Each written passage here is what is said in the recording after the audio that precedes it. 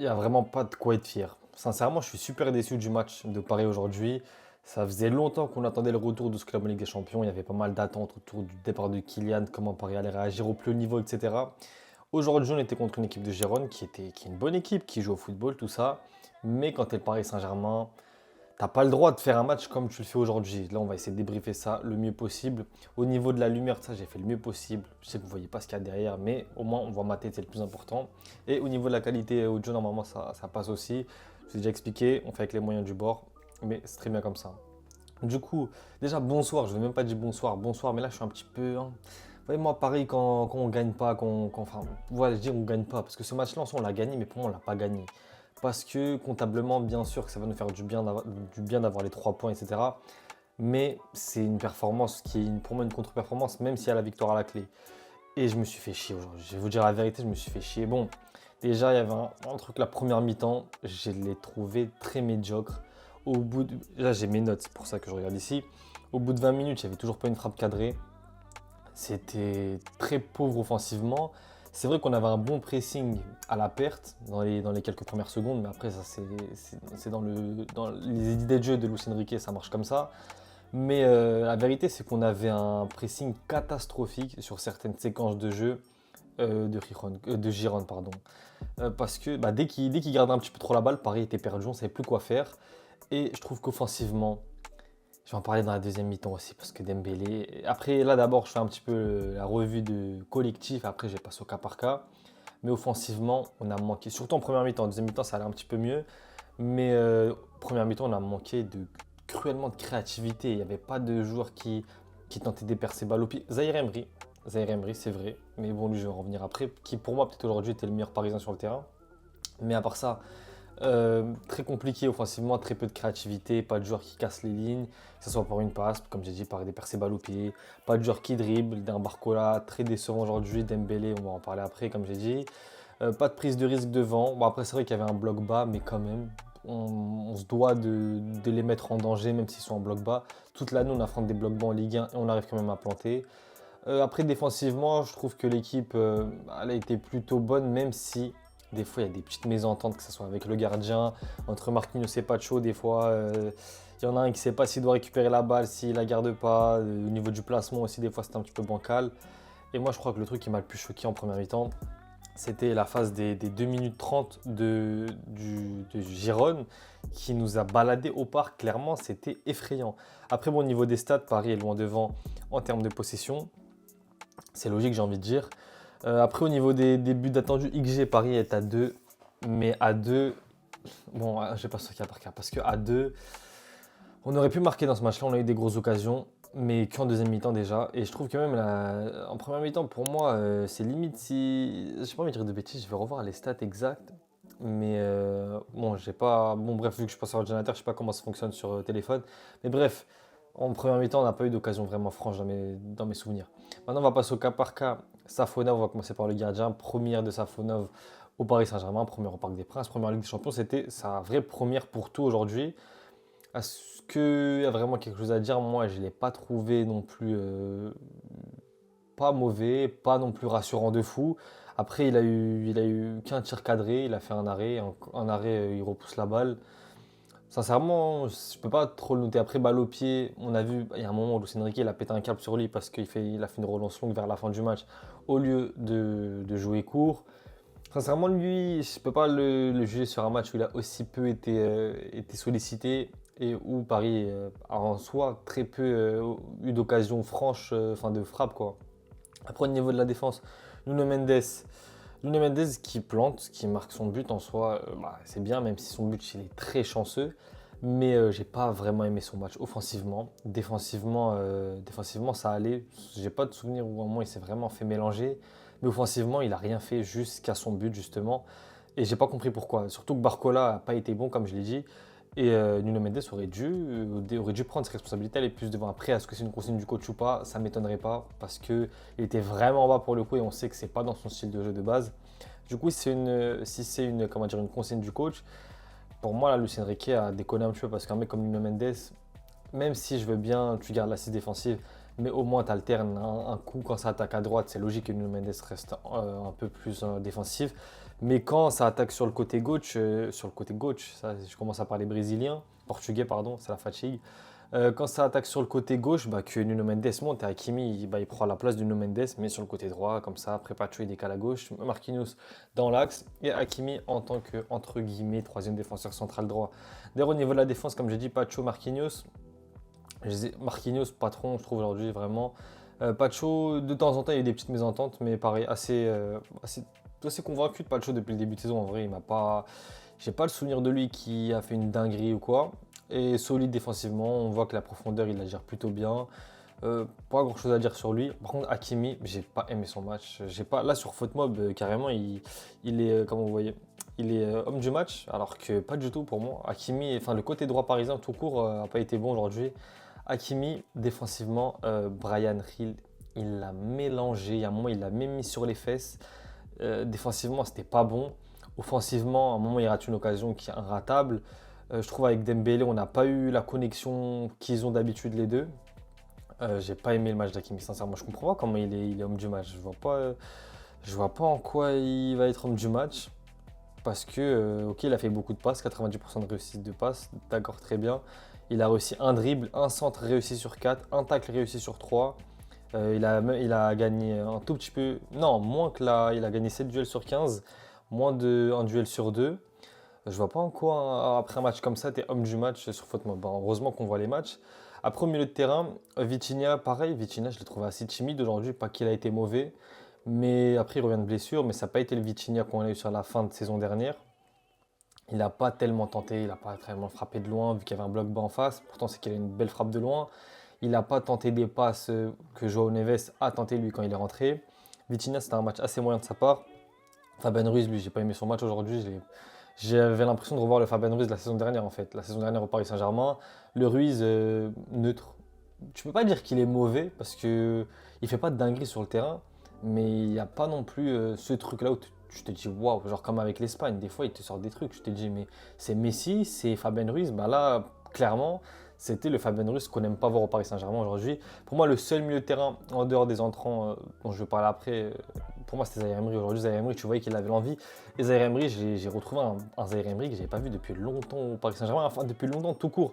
Même en équipe de France, bah, il n'a pas joué l'Euro, mais même quand on l'a vu sur les dernières apparitions, il a pas été. Enfin, il me choquait pas comme au début. Là, Zaïre Emery, surtout première mi-temps, je l'ai trouvé vraiment bon. Deuxième mi-temps, on va dire que ça s'est rééquilibré quand les autres entrants sont arrivés. Mais Zaïre Emery, pour moi, en tout cas première mi-temps, c'est l'homme du match côté parisien. C'est celui qui a le plus tenté, qui est pour moi le plus ressorti du 11. Après, on va passer à l'attaque avec Bradley Barcola qui continue sur sa lancée par rapport au dernier match. Je l'ai trouvé assez médiocre, Barcola, pour pas être trop dur avec lui. Barcola, attendez, je vais voir au niveau. Est-ce qu'il a dribble réussi? Voilà, 0 sur 4, c'est ça que j'allais dire. J'ai pas eu le souvenir de l'avoir vu passer une seule fois. Pourtant, il a touché 30 ballons. Ça a commencé très très très fort, hein. Dès la première seconde, il a tenté un truc comme en équipe de France. C'est pas passé. Et après, il a deux duels gagnés sur 6. Ouais, c'est très compliqué. Il n'est pas passé aujourd'hui, Barcola. Pourtant, en face, il avait Martinez. Je ne sais même pas c'est qui. Je vais vous dire la vérité. Arnaud Martinez. C'est la première fois que j'en entends parler. Et Barcola qui continue sur sa lancée depuis le retour de l'équipe de France assez médiocre avec le PSG. Il sort au bout de 60 minutes. Il rentre d'ailleurs avec Désiré Doué. Au moins, Désiré Doué, je vais liquider maintenant. Doué, c'est un joueur que je kiffe. C'est un joueur que je regardais certains matchs de Rennes par rapport à lui. Pourtant, depuis qu'il est à Paris, moi, j'aime pas Désiré Doué. Je vous dis la vérité. Bon, contre Lille, il a fait une passe D. Après, c'est dur de dire ça parce que là, contre Montpellier, il a joué 30 minutes. Lille, 25. Après, Brest, 27. Et là, aujourd'hui, 27, son premier match avec des champions. Mais je sens clairement qu'il n'est pas libre. Il n'est pas libéré. Je ne sais pas si c'est psychologiquement ou quoi. Mais c'est pas le Doué que je voyais à Rennes. Aujourd'hui, son entrée, elle a été très timide. Et il a eu une occasion, je crois, où il fait un passement de jambe, il frappe, après c'est contré, et voilà, en fait, il n'y a pas grand-chose. Doué, c'est un joueur qui, déjà pour moi, je le préfère dans l'axe, plus que côté gauche. Même côté gauche, normalement, il devrait faire la différence. C'est un joueur avec qui, comme un peu un Dembélé, comme un peu un Barcola, c'est un joueur, même s'il a du Deschamps, on va pas tellement lui en vouloir. Et pourtant, depuis qu'il est à Paris, moi, j'aime pas trop là, ce qu'il fait sur ses. Encore une fois, quand je dis j'aime pas trop, c'est par rapport aux minutes qu'il a eues et tout ça. Mais c'est pas le Doué que je connais. Après, c'est normal, il y a tant d'adaptation, pardon. Mais pressé de le voir à son vrai niveau parce qu'il est clairement en dessous de ce qu'il peut faire au PSG. Asensio, on va passer parce qu'il joue 40 minutes Pas grand-chose à dire. Il a beaucoup bougé, beaucoup de trucs, il s'est blessé, je sais pas exactement ce qu'il a. Et là, on va parler d'Ousmane Dembélé, le match qu'il fait Dembélé, mon Dieu. Par où commencer, sincèrement, par où commencer? Parce que bah, c'est lui qui nous met dans la merde, clairement. Aujourd'hui, il a beaucoup tenté. En fait, Dembélé, c'est soit tout, soit rien. Soit il va pas tirer du match, il va faire que le mec altruiste, soit il va faire que tirer pour rien des fois. Il tire pour tirer. Il a combien de frappes là dans ce match-là? Tir cadré, il y en a deux, mais il y a beaucoup plus de, il y a eu beaucoup plus de tirs. C'est ça que je cherche. Bon, bref, je trouve pas où ils disent qu'il y a combien de tirs. Mais bref, Dembélé, match que j'ai trouvé très, très, très contrasté parce qu'il est capable du pire comme du meilleur. Vraiment, c'est Dembélé défensivement, j'ai trouvé plutôt bon. Mais offensivement, il y a l'action avec Barcola, c'est impardonnable. Impardonnable. Il a de la chance que Nuno Mendes marque. Parce que ça. Et encore, là, je suis gentil. Parce que son match, en vrai, quand j'y repense, là, je suis à chaud. Son match, il est catastrophique. Son match, il est catastrophique. Même au niveau de la création d'occasions. Bon, il a créé des occasions, mais jamais des occasions très franches. Il a pas percuté en première mi-temps qu'on en avait besoin. En deuxième mi-temps, je sais pas, d'un seul coup, il s'est réveillé. Il a commencé à frapper à tout va. Va comprendre pourquoi. Non, Dembélé, j'ai pas aimé son match du tout. Sincèrement, mais j'arrive pas à voir combien de frappes il a. En tout cas, les frappes cadrées, il y en a que deux. Et il a beaucoup frappé. Ça, je sais qu'il a beaucoup frappé. Et ça me fout la rage que je trouve pas la stat. Mais bon, au niveau des duels gagnés, il a 4 sur 12. C'est bon, après, on va dire que c'est un joueur sur le côté. Mais dribble réussi, 1 sur 4. Pareil, il a pas assez dribblé Dembélé. Le côté droit, dans tous les cas, j'ai pas trouvé bon. Dembélé Hakimi aujourd'hui, c'était dégueulasse. Par rapport à ce qu'ils sont capables de faire. On était bien loin de leur standard habituel. Maintenant, on va parler des entrants. J'ai parlé de Désiré Doué déjà. Kolo Muani, j'ai trouvé très bon son entrée. Sa deuxième mi-temps surtout. Après, bon, il est rentré à la 40e quand Asensio sort. Du coup, en première mi-temps, on n'a pas tant vu que ça. Mais en deuxième mi-temps, j'ai beaucoup aimé son entrée. Il a deux doigts de marquer. Ça a été vraiment encourageant parce que bah, il a eu des occasions. Des fois, Kolo Muani rentrait, même les occasions, il ne les avait pas. Là, aujourd'hui, je trouve qu'il a été plutôt dangereux. Il a pesé un petit peu sur la défense de Girone, même si c'est pas encore le Kolo Muani qu'on attend à Francfort, enfin, qu'on attendait de Francfort et tout ça. Mais ça a été plutôt correct aujourd'hui, Kolo Muani. Par rapport à João Neves, pour moi, son entrée, elle a vraiment fait du bien. D'ailleurs, je ne comprends pas pourquoi il n'a pas été titulaire aujourd'hui. Lui et Canguilhem, je ne comprends pas. La titularisation de Vitinha et Fabien Ruiz, bon, Vitinha par rapport au fait qu'il était blessé. Et Fabien Ruiz, j'ai pas compris parce que, justement, j'en ai parlé dans mon dernier débrief, l'association qu'on avait contre Brest, Hakimi, Dembélé, Canguilhem, on va dire Canguilhem, enfin sur le côté droit, quoi. Canguilhem jouait milieu central droit. J'ai trouvé que c'était vraiment bien, que ça marchait super bien et qu'en fait, toutes les occasions elles venaient du côté droit. Et là, aujourd'hui, il nous a pas mis Canguilhem. Bon, il a fait rentrer, je trouve justement, il a fait une bonne entrée plutôt Canguilhem. Pareil pour João Neves. Et bon, Beraldo qui rentre, mais on ne l'a pas tant vu que ça. Maintenant, qu'est-ce qu'on peut tirer comme conclusion de cette victoire, entre guillemets? Parce que certes, c'est une victoire comptable, mais sur le terrain, pour moi, on n'a pas gagné ce match-là. Moi, j'aime pas tirer des conclusions hâtives, mais sincèrement, ça me fait peur un petit peu ce que j'ai vu aujourd'hui. Parce que bah, on est sur un Paris Saint-Germain qui galère à domicile contre Girone. Et là, ce qui nous attend après, on a des équipes comme Arsenal, comme City, on a l'Atlético, on a le PSV, et peut-être que j'en oublie encore une, mais en tout cas déjà juste ces quatre-là, ça fait très mal. Et je pense actuellement, là, à la sortie de ce match-là, encore une fois, le football ça va vite, les phases à élimination directe elles sont loin, ça se trouve il y aura des blessés dans d'autres équipes, il y aura des transferts en hiver qui vont tout changer, bref. Là, à l'instant T, ce que je vois du Paris Saint-Germain en Ligue des Champions, ça ne me plaît pas. Parce qu'on est sur une équipe qui aujourd'hui est tombée sur une autre équipe qui joue au ballon. On a vu que de temps en temps, à domicile, on peut se faire balader comme si c'était une équipe de U19 qui joue contre des pros. On a vu qu'offensivement, il manquait vraiment cruellement de créativité. On a vu que dès que Barcola n'est pas bon et que Dembélé n'est pas bon, en fait, tu n'as personne qui va suivre derrière au niveau de la créativité. Alors qu'à l'époque, on va dire, tu avais des milieux de terrain, des mecs comme milieu de terrain. Bon, c'est pas un milieu de terrain, mais vous avez compris, il jouait 10, comme Neymar qui, quoi qu'il arrive, allait trouver un truc, même si tes attaquants n'étaient pas dans leur bon jour, il allait faire en sorte de te mettre dans les bonnes dispositions. Après, c'est pas pour dire, ouais, Neymar manque au club, c'est là, j'ai donné un exemple comme ça. Un mec qui, même au milieu de terrain, pouvait te sortir un truc de fou, après, bon, c'est Neymar. Mais je trouve qu'il manquerait vraiment de la créativité dans ce club-là.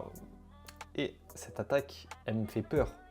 Parce que c'est vrai que ça marchait très bien en début de saison, avec Barcola qui roulait sur l'eau, je ne sais pas comment on dit, qui marchait sur l'eau, qui voltigeait, qui faisait ce que vous voulez. Là, il est dans le creux de la vague. Dembélé, on sait à quoi s'attendre à peu près avec Dembélé. Aujourd'hui, on l'a vu, hein, tu es capable du pire comme du meilleur. Il va te planter 2 buts en un match et après, il va te rater une occasion inratable. L'action, là, je vous jure que l'action sur Barcola, bon, j'en ai pas beaucoup parlé parce que il y a la victoire à la clé, à la fin plutôt, mais c'est un but qui ne passe pas. Je ne sais pas si on se rend compte de la dinguerie que c'est, sincèrement. Parce que aujourd'hui, cette occasion-là, en fait, là, c'est un petit peu comme chaque match, c'est presque comme un match à élimination directe pour moi. Surtout quand tu es au parc, tu n'as pas le choix, tu dois gagner là. Ce championnat, tu vas jouer des grosses équipes à l'extérieur, des grosses équipes au parc. Là, surtout contre Gironne, les 3 points sont. Bon, bref, en vrai, il y a les 3 points, tant mieux. Mais sincèrement, je suis très déçu de ce match-là. J'ai pas envie de faire un débrief qui va durer 30 minutes parce que j'aime encore moins les débriefs quand on perd ou quand on fait des matchs comme ça parce que ça me fout la rage et j'aime pas être trop dur avec certains joueurs. Mais force est de constater que là, on a été mauvais aujourd'hui. En vrai, c'est ça les termes, c'est qu'on a été mauvais. Dans le pressing, on n'a pas été bon comme on est d'habitude. Offensivement, au niveau de la créativité, j'ai dit on était à chier et c'est la vérité. Défensivement, c'était plutôt correct, mais ça reste friable. Là, demain, si on tape City ou Arsenal ou en équipe contre l'Atlético, ça me fait peur. Là, si on joue de la même manière, on va se faire éteindre à domicile ou pas à domicile. Voilà. Donc, c'est pour moi ce qu'il y a à retenir de ce match-là. Dites-moi ce que vous en avez pensé aux commentaires. Sincèrement, encore une fois, très déçu de ce qu'on a proposé aujourd'hui. Surtout que j'attendais vraiment ce match-là avec impatience. On s'attrape pour une prochaine vidéo. A plus les mecs.